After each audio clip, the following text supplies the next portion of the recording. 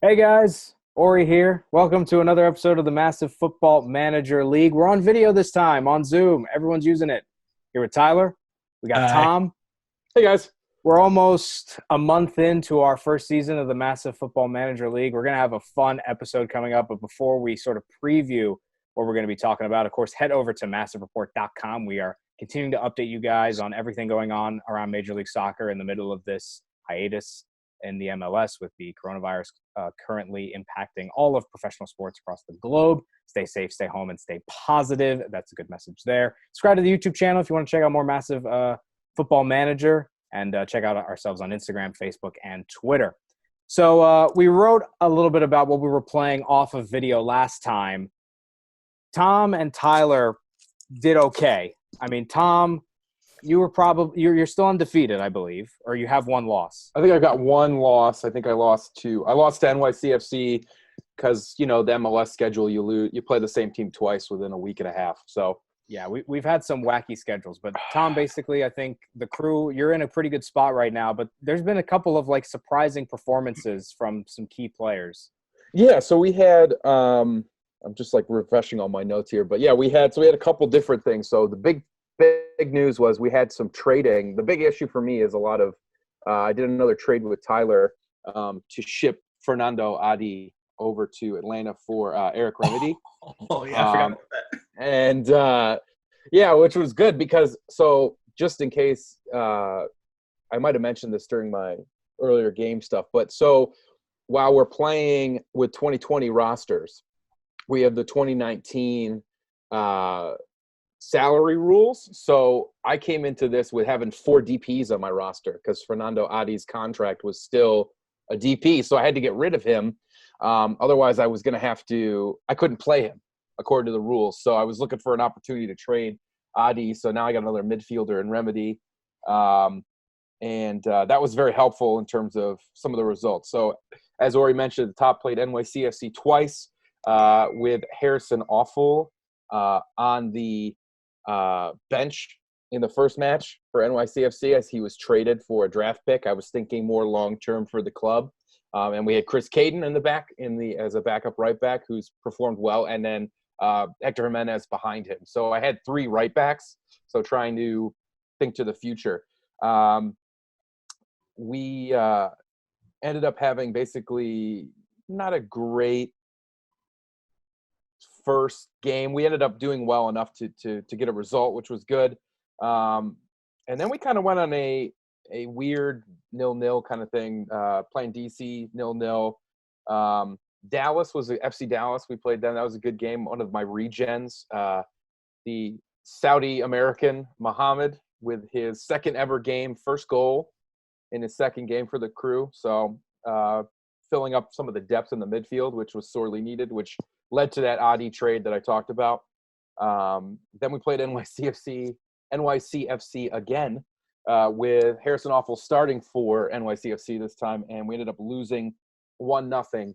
Had a chance to draw 1-1, but got robbed with a Giassi Zardes being in an offside position on a beautiful Ezekiel Barco goal.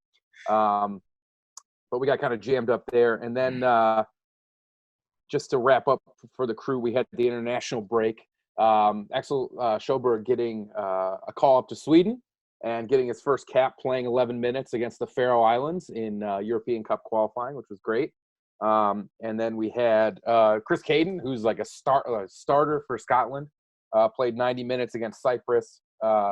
And then we had, for our U20s, Paxton Pomacall, who's on loan from FC Dallas to the crew, filling up that midfield depth. So him and Boubacar Keita got some minutes for the U20s. And Zardes and Darlington Nagby deciding to get called up to the national team. And then the final bit of business for people is I was looking for my depth. I was a little bit worried about Vermgor and Jonathan at the back because FM has decided to give me little niggling injuries for both of them so far.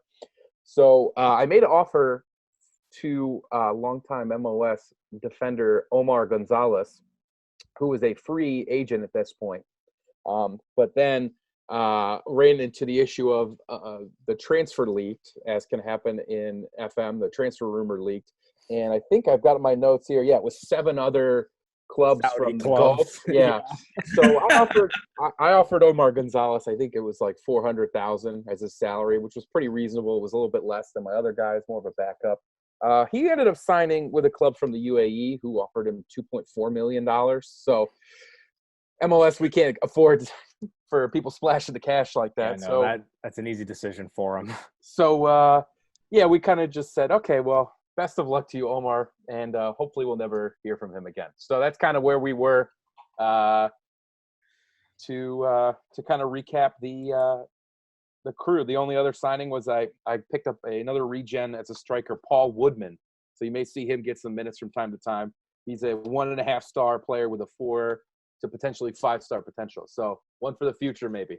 Okay. So, yeah, I mean, things are going pretty well for Tom and Columbus.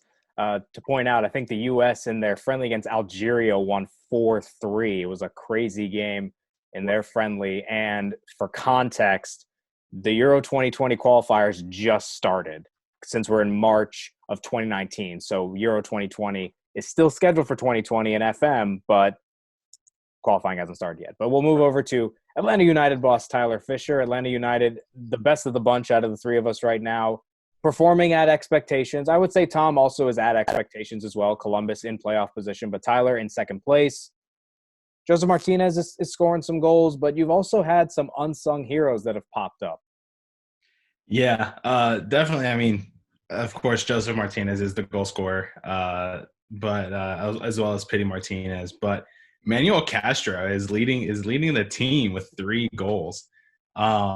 A very dynamic midfielder, attacking mid, and he.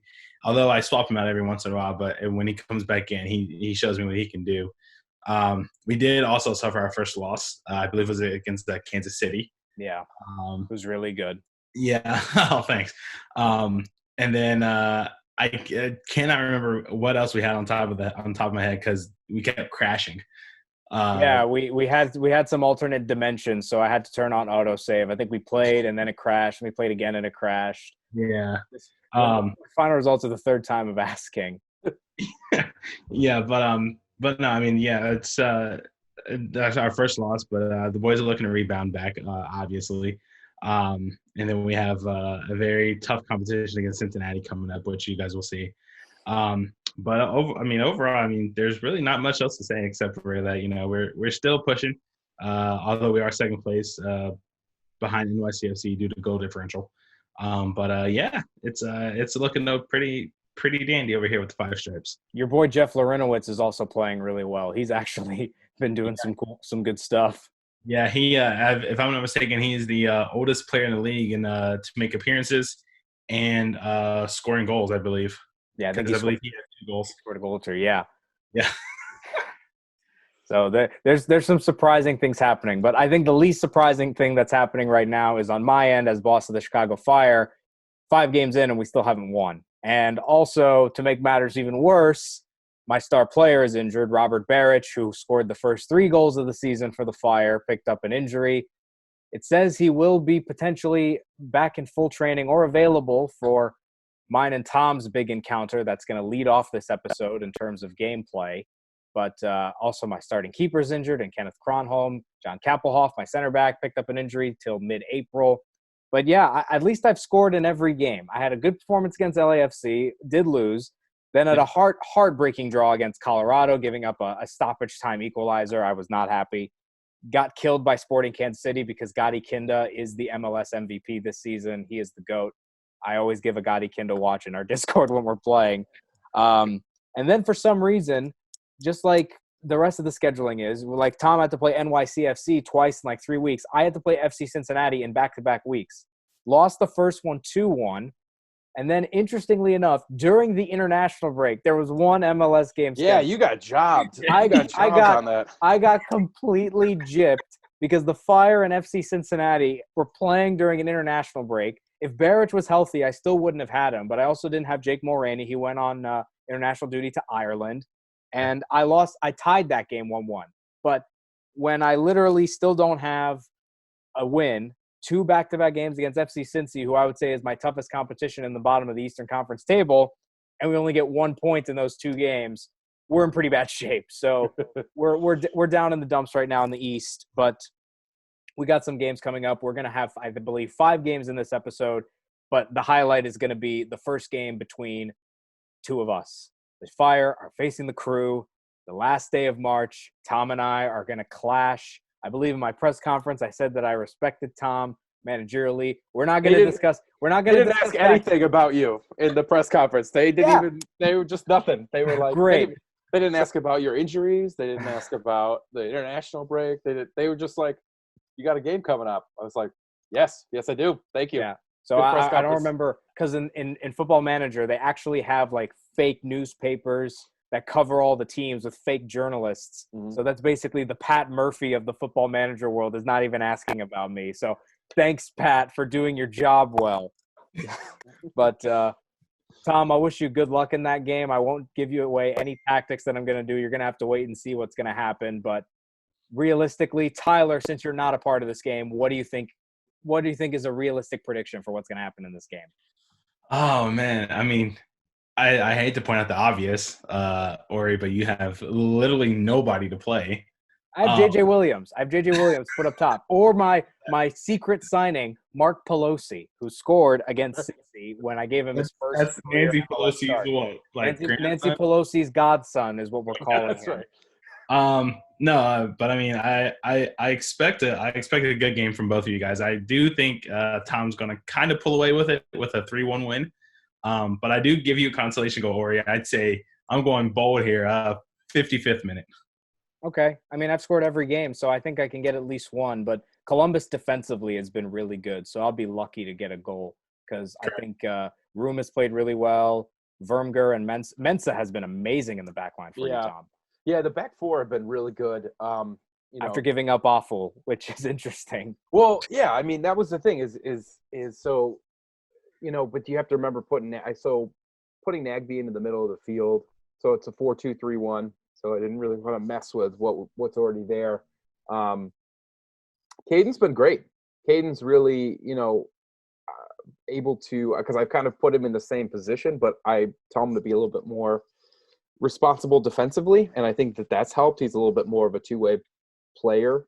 He has a little bit more speed now than Afful, I think, at least within the system. It works well. And then Nagby is very easy. Is great controlling the ball in the middle of the field. And then I have Artur as well, who I really put more as a defensive person. So he's kind of in front of the back too. And his job is just he's kind of that Beckerman role of a forward destroyer in the sense of, anybody coming through before they get to the center backs, they got to go through Artur, and then he takes the ball, pings it to Nagby, and Nagby can spray passes pretty much anywhere up front to the front four. And now with Ezekiel Barco, so you've got Zardes, Barco, Zelarayan, and oh my God, I'm having a moment. Who's my right? Oh my gosh. You don't have Pedro Santos anymore. No, Santos, because I was about to say Santos and I traded him away for gosh. Oh, I've been using Mokhtar. Mokhtar, actually, that's right. Mokhtar's actually been, because I was like, it's not a traditional, but Mokhtar's been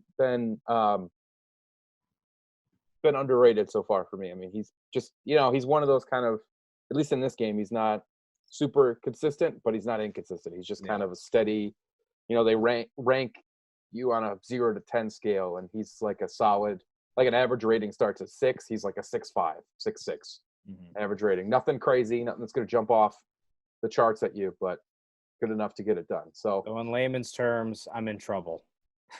Well, we'll see. I mean, you did get I'm in trouble. Shafted. You did get shafted with all these injuries. That is playing during a break. Yeah, no, everybody else got a nice week long, and I think, at least for myself, I don't think none of my players were injured in the international break, so we didn't have to deal with that. So that's good. But yeah, it's gonna be an interesting game. I think you're right, Orri. I think you've scored every single match, so it'll be interesting to see if the Crew D can keep a clean sheet and just kind of move forward, throughout the season here and keep up with the top half of the table. Yep. And everybody else has each got another game. Tyler is not playing any one of us in this episode. You're actually going to lead things off, Tyler, against FC Cincinnati, because we all are playing FC Cincinnati in March. And then I think – get that out of the way. Yeah, just to get them out of the – I mean, I'm done with them. You guys have to play them one more time. But and then, Tyler, your second game, I believe, is against I'm not sure, actually. I think it's Philly. Philly, okay. I've got a second game against Orlando, and then Tom has got a big one against Toronto. Got the Trillium Cup coming back, so we're going to try to take it to Toronto, which will not have Omar Gonzalez, unlike in real life. So we'll see. He's over in the hot desert somewhere. Yeah, he's over in Abu Dhabi. That's right. Hanging out, making with his millions and millions. But yeah, so we'll see. It should be good. It's going to be an action-packed episode for sure. Yeah, I'm excited. I'm excited to play against Tom. I'm excited to see how Atlanta's going to do. Hopefully I can move up in the table. We'll see if Tyler can maintain that Eastern Conference title race spot as well as a Supporters Shield trophy. And Tom staying in that playoff mix, maybe getting into the conversation of being an Eastern Conference favorite. And we're going to get into the action in just a bit as we get into the month of April here on episode 2 of the Massive Report Football Manager. Let's take it now to Tyler as he leads things off against FC Cincinnati. As Orri said, you guys are going to be starting with me. So I have my lineup set right here. I'm going with Guzan and net, Castillo and Walks on the outside backs, Escobar and Lewinowitz defending the center, Mo Adams holding that defensive mid with Rossetto and Mihalovic in the midfield. Got Pity Martinez and Pedro Santos on the wings, and of course Joseph Martinez up front. And we're going to go ahead and submit this team. Give our guys a pep talk. Challenge the team to go out and prove a point. I think we do kind of have a point to prove. So we're going to be passionate. And, we're going to be, we should win this game with no problem at all. Nothing so far. 5 shots for me. 1 on target. 10 to this is concerning if you're watching, if you're a Cincinnati fan. This is concerning. 10 total fouls, 1 yellow card so far, still holding possession. Scores from around the league also. Sporting Kansas City and Toronto are tied nothing also, so thank God I'm not the only one.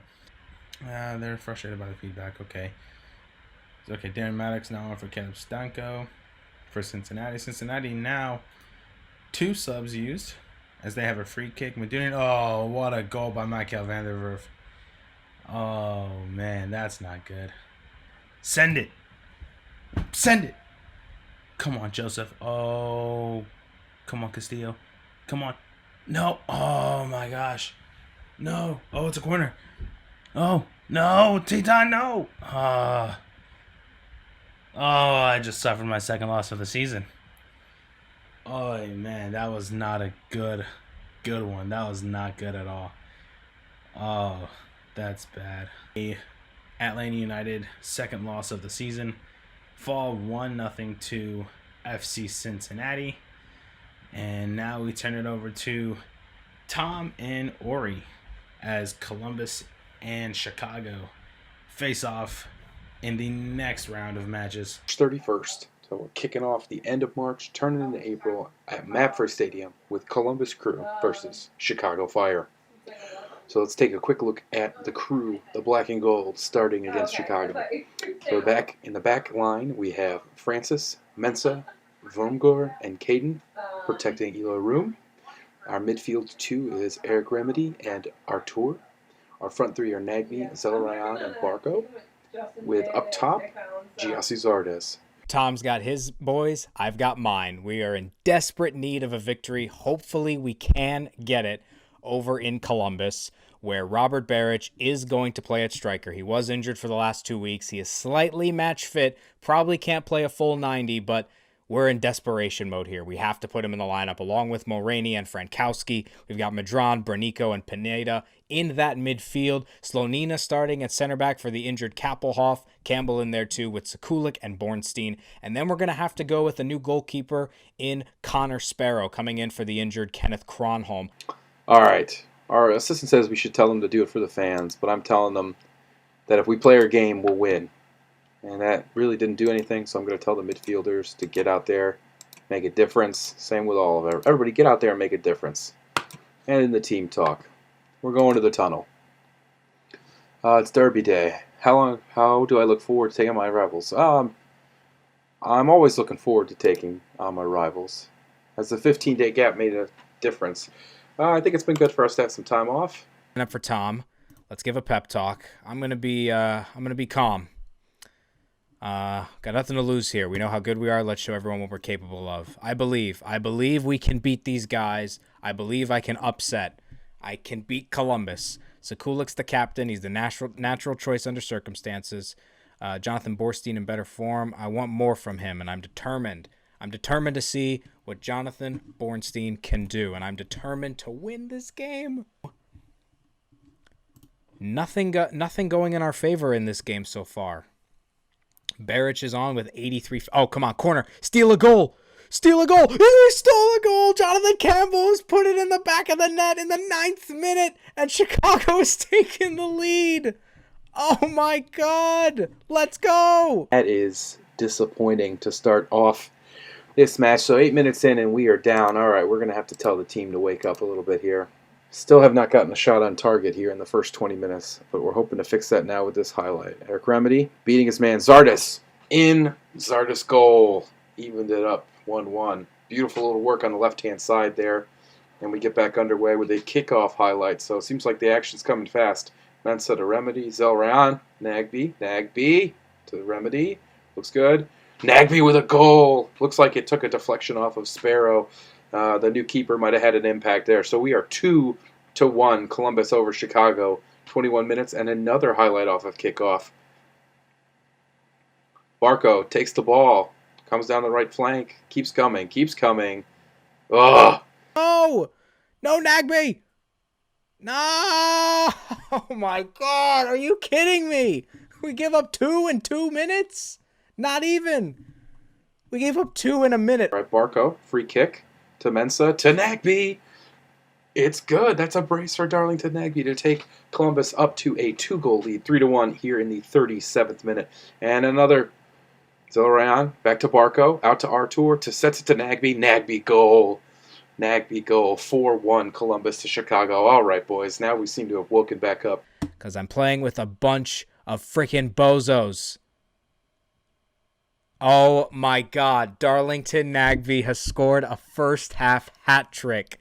And we're down 4-1 in 38 minutes. This is embarrassing. I am never going to hear the end of it from Tom. It's like a highlight. Playing out of the back to Vermgor, to Caden, down the right wing, to Artur, to Pamakal, to Remedy, out wide to Nagbe. Looks good, dribbling inside to Zardes. To Barco, beats his man. Barco with a goal. Looks like another potential issue for Sparrow, and we are up 5-1 at this point. Coach Orri looks like he's made a sub. Okay.